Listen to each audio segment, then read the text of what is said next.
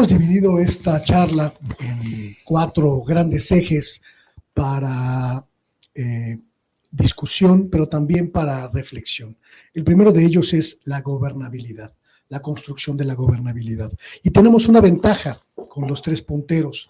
Los 3 han gobernado, los 3 han ejercido el poder en sus respectivas entidades, y eso nos permite identificar la forma en la que se construye la gobernabilidad, la forma en que se correlacionan con las diferentes fuerzas políticas. La pregunta para cada uno de ustedes ahora será: ¿cómo resolverían los candidatos, cómo resolvería cada uno de ellos el desafío de la gobernabilidad en un país donde el Congreso pueda no ser necesariamente de mayoría morenista en 2024, y también cómo resolverían el evidente problema de la inconformidad de sus correligionarios en la elección presidencial? Ricardo.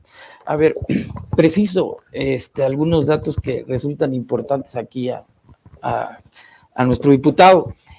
La refinería no es un tema de la década de los 90 ni de inicios de este siglo. La refinería es un tema de la década de los 70. De hecho, ya había una infraestructura en Paraíso donde se dejaron temas pendientes. Inclusive el presidente lo ha dicho muchas veces, que había una infraestructura sobre el tren, entonces, sobre diferentes modalidades del tren. Ahora, transito a la gobernabilidad. Primero, lo que hay que entender es que estamos en una transformación, y esto implica una serie de reformas importantes hacia el Estado, ¿no? Reformas que implican al Poder Judicial pasar de la soberanía jurisdiccional a la soberanía que reside en el Poder Legislativo, tanto la Cámara de Diputados como la Cámara de Senadores, y no tener un gobierno de jueces que no tienen la sensibilidad que corresponde, sino con una pauta más sensible y de vocación social.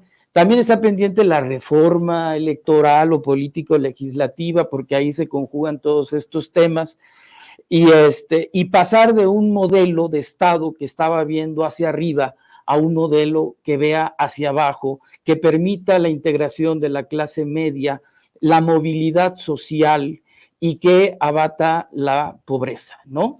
Entonces, la gobernabilidad se logra en la medida que tienes una política eficiente, socialmente hablando, y tú creas las condiciones para apartarlo de las cosas que debilitan al Estado, que es la inseguridad, instituciones políticas débiles o en general instituciones débiles que son sometidas a la corrupción, ¿no? Pero lo otro, y que esa es la gran tragedia que yo veo, no hay oposición. O sea, la legitimidad de este proceso con el presidente, que ha sido el líder más votado en la historia de México, ha dado una mayoría o una legitimidad donde las voces opositoras están nubladas, y no porque alguien les ejerza una presión, no, sino porque precisamente parece que tienen una ceguera para realizar propuestas o confrontar lo que se está haciendo con una propuesta viable, ¿no? Pero la gran pregunta, por ejemplo, yo alguna vez hacíamos esta reflexión, la gran pregunta es: ¿con quién vas a interactuar? Hay diputados o partidos políticos que están viendo privilegios, pero no viendo cómo transformar al Estado, privilegios de grupo, de clase, etcétera. Ahora, hay una cosa que es muy importante, esencial, diría yo, en esta dinámica de las propuestas y que estemos los 3. No debemos desacreditar al proceso de manera a priorística, porque les estamos dando herramientas o armas a nuestros opositores. El proceso está consensado y platicado. Se han reunido, lo han conversado, hay un partido que tiene una dirección que debe ser enriquecido por las propuestas de todos, y no podemos generar una presión.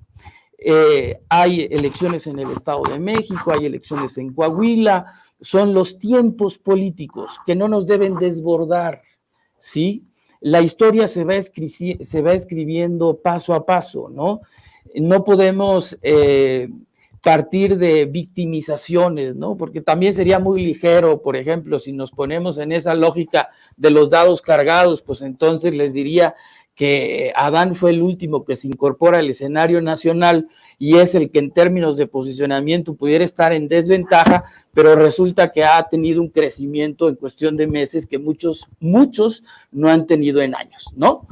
Entonces, primero el piso está parejo, el procedimiento así es, la naturaleza de la política implica tiempos que hay que respetar, estamos ante un proceso inédito y al ser inédito tenemos que ser muy maduros y equilibrados, ¿no? Las mediciones y las encuestas, mira, yo he hecho el ejercicio de hacer algunas corridas en las encuestas, son fotografías del momento, pero de un día a otro puede cambiar la realidad por factores, caso fortuito, fuerza mayor o cosas inimaginables, ¿no? Tan inimaginables como el COVID-19. Entonces, no hay que casarnos con confrontaciones que no representan mayor cosa. Lo más importante es cuidar el movimiento, Y este movimiento no empieza ahorita. Este movimiento tiene una larga vocación de lucha y transformación social. El combate a la corrupción fue de las primeras cosas que expuso el licenciado Andrés Manuel en 1988.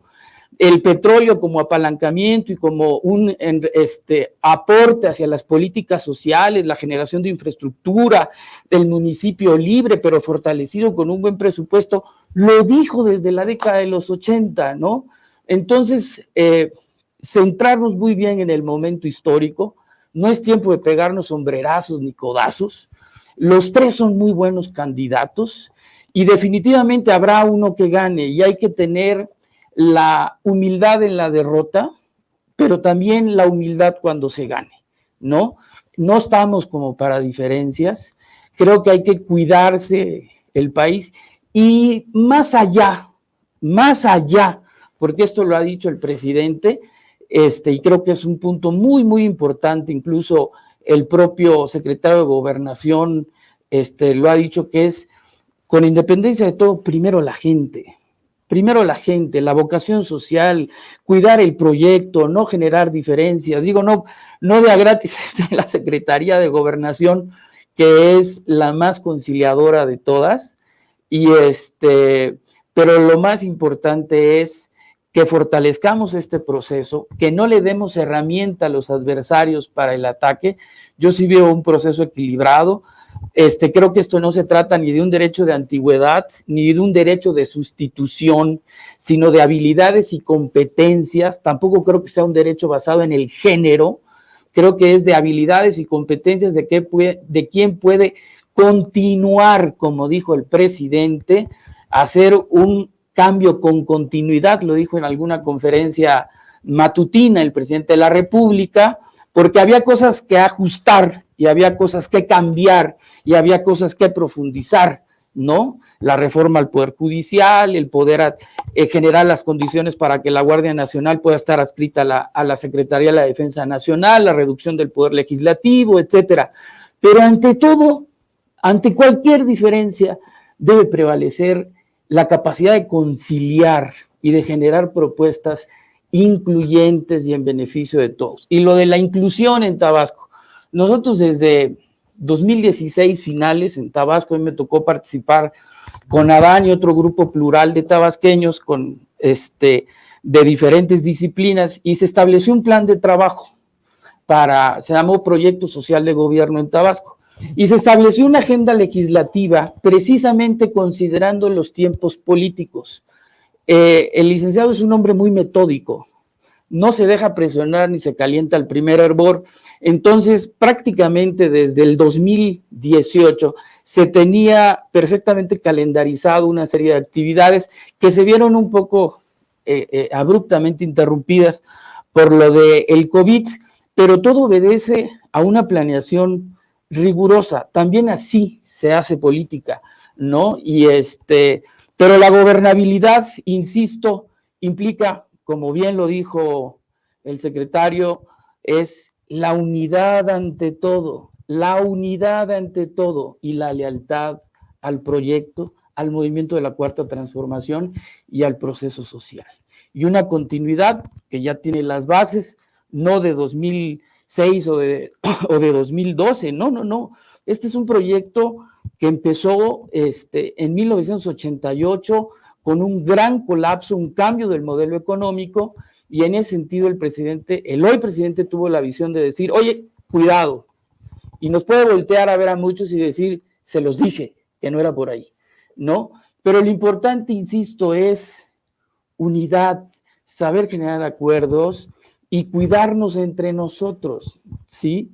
Y no dejarnos a veces llevar por las efervescencias del momento. Aquí estamos entre camaradas, ¿no? Como decía Felipe Ángeles, ¿no? Hay que tener honor en la batalla. Eso es importante. Muchísimas gracias. Daniel.